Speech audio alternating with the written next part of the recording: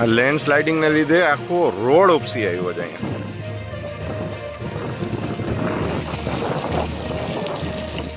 અને એને લીધે જો આ ગાડી અહીંયા ભટકાણી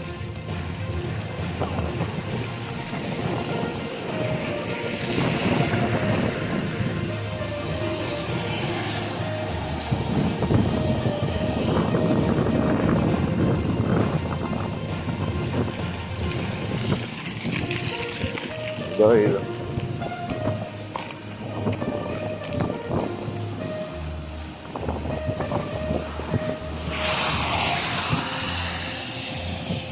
આવી રીતે આખો રોડ ઉપસી આવ્યો.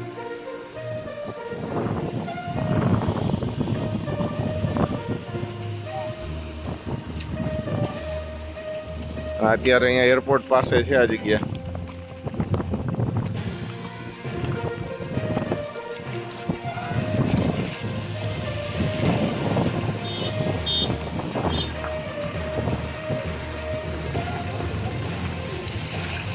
જોઈ લો, એરપોર્ટથી 1-1.5 કિલોમીટર આગળ છે રાજકોટ એરપોર્ટથી.